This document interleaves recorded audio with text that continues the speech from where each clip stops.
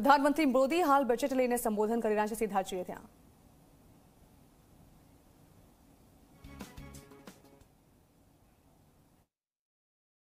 मेरे प्यारे देशवासियों, आज का ये बजट इंटरिम बजट तो है ही, लेकिन ये बजट इंक्लूसिव और इनोवेटिव बजट है. इस बजट में कंटिन्यूटी का कॉन्फिडेंस है.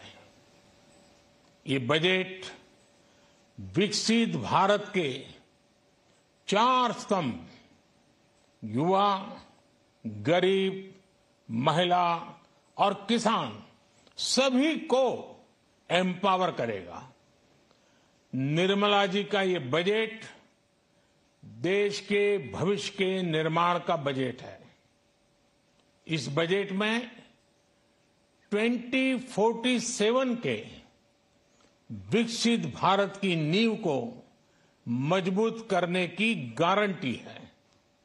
मैं निर्मला जी और उनकी टीम को बहुत बहुत बधाई देता हूं. साथियों, इस बजट में युवा भारत की युवा आकांक्षाओं का, भारत की यंग एस्पिरेशंस का प्रतिबिंब है. बजट में 2 महत्वपूर्ण निर्णय लिए गए हैं. रिसर्च और इनोवेशन पर 1 लाख करोड़ रुपए का फंड बनाने की घोषणा की गई है. बजट में स्टार्टअप्स को मिलने वाली टैक्स छूट के विस्तार का भी ऐलान किया गया है. साथियों, इस बजट में फिस्कल डेफिसिट को नियंत्रण में रखते हुए कैपिटल एक्सपेंडिचर को 11,11,111 करोड़ रुपए की ऐतिहासिक ऊंचाई दी गई है. अर्थशास्त्रियों की भाषा में कहें तो एक प्रकार से स्वीट स्पॉट है.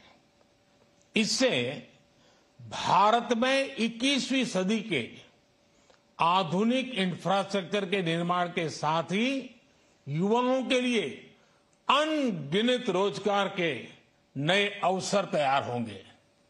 बजट में वंदे भारत स्टैंडर्ड की 40,000 आधुनिक बोगियां बनाकर उन्हें सामान्य यात्री ट्रेनों में लगाने का ऐलान किया गया है.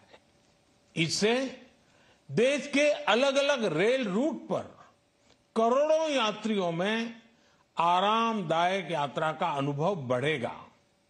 साथियों, हम एक बड़ा लक्ष्य तय करते हैं, उसे प्राप्त करते हैं और फिर उससे भी बड़ा लक्ष्य अपने लिए तय करते हैं. गरीबों के लिए हमने गांवों और शहरों में 4 करोड़ से अधिक घर बनाए. अब हमने 2 करोड़ और नए घर बनाने का लक्ष्य रखा है. हमने 2 करोड़ महिलाओं को लखपति दीदी बनाने का लक्ष्य रखा था. अब इस लक्ष्य को बढ़ाकर 3 करोड़ लखपति दीदी बनाने का कर दिया गया है. आयुष्मान भारत योजना ने गरीबों की बहुत मदद की है. अब आंगनवाड़ी और आशा वर्कर उन सबको इस योजना का लाभ मिलेगा. साथियों, इस बजट में गरीब और मध्यम वर्ग को एम्पावर करने, उनके लिए आय के नए अवसर बनाने पर भी बहुत जोर दिया गया है. रूफटॉप सोलर अभियान में 1 करोड़ परिवारों को सोलर रूफटॉप के माध्यम से मुफ्त बिजली प्राप्त होगी. इतना ही नहीं, सरकार को अतिरिक्त बिजली बेचकर लोगों को 15 से 20 हजार प्रति वर्ष की आय भी होगी और ये हर परिवार को होगी. साथियों, आज जिस इनकम टैक्स रेमिशन स्कीम की घोषणा की गई है, उससे मध्यम वर्ग के करीब 1 करोड़ लोगों को बड़ी राहत मिलेगी। पिछली सरकारों ने सामान्य मानवी के सिर पर दशकों से ये बहुत बड़ी तलवार लटका कर रखी थी।